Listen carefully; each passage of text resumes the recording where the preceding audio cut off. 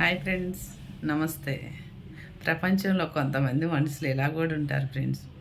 మనకు బాధ వచ్చినప్పుడు అయ్యో అయ్యో దేవుడా నువ్వే దిక్కు, అసలు నేను ఎలా ఉంటాను అలా ఉంటానని వాగ్దానాలు చేస్తారు.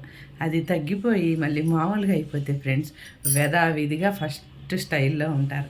ఇది చాలా తప్పు ఫ్రెండ్స్, ఇది చాలా పాపం. ఉంటే వెచ్చగానన్నా ఉండు, లేకపోతే చల్లగానన్నా ఉండు. నులివెచ్చగా ఉండొద్దని బైబిల్లో భగవద్గీతలో ఉంది. దీన్ని బట్టి నేనేమంటున్నానంటే ఫ్రెండ్స్, ఉంటే ఉంటాం, బ్రతికినంత వరకు బతుకుతాం, లేకపోతే లేదు. దేవుణ్ణి మోసం చేయొద్దు ఫ్రెండ్స్, దేవుణ్ణి నమ్మించొద్దు, దేవుడి మీద నిందలేయొద్దు.